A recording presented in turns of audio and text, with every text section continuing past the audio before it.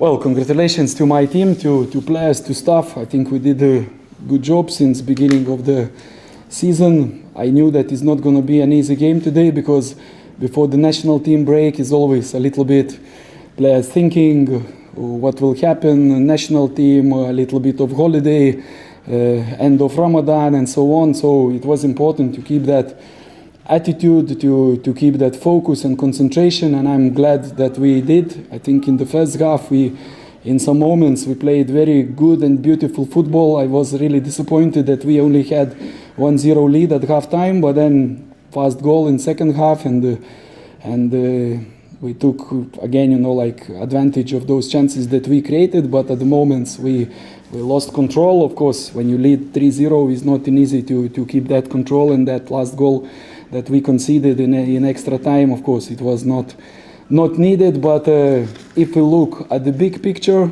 I think we played a good game, we won it, and now it's time to relax a little bit, to rest with families and to represent national teams and then to come back for the last push of the season.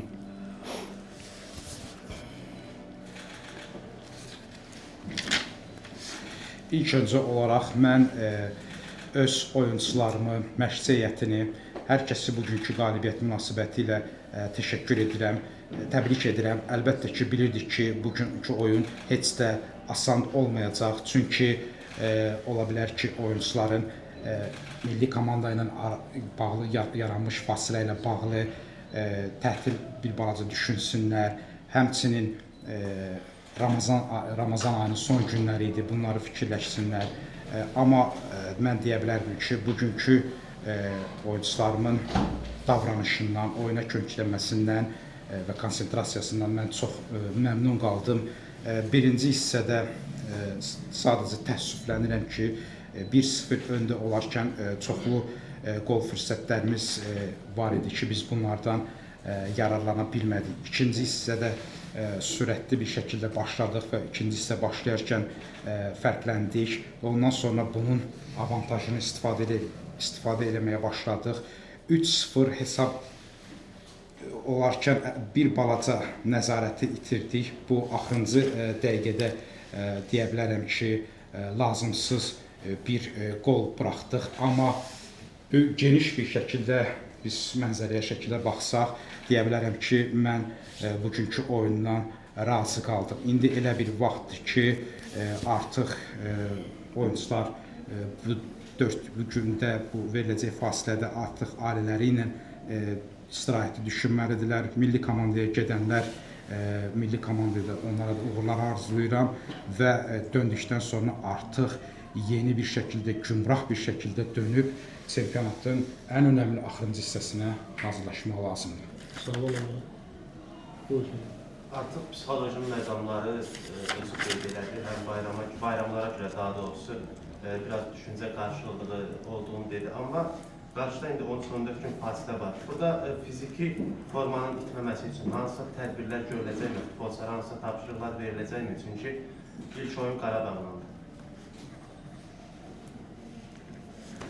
You have said about psychological moments that the last day of Ramadan and it can impact to your players, but now we have 13 or 14 days until the match against Karabakh.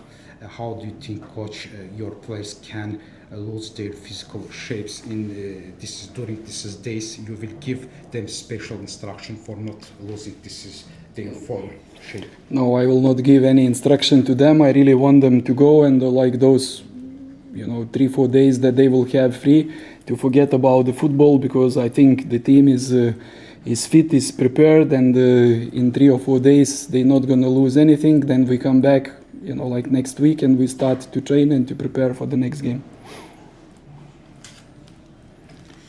Yox, bu müddət ərzində mən onlara xüsusi nəsə bir təlimatlar verməyəcəm. Çünki mən onlardan bu 3-4 gün ərzində futbolu unutmaqlarını istəyirəm. Bu istirahət vaxtlarında sadəcə öz ailələrinə köklənsinlər, sadəcə istirahət etsinlər. Mən inanıram ki, komandam hal-hazırda çox yaxşı formadadır və hazırdılar və inanıram bizə dönərkən də artıq istirahətlər hazır şəkildə dönəcəklər və ondan sonra biz gələn həftənin məşqlərinə başlayacağıq. Başqa suallar var? Başqa sual buyurun.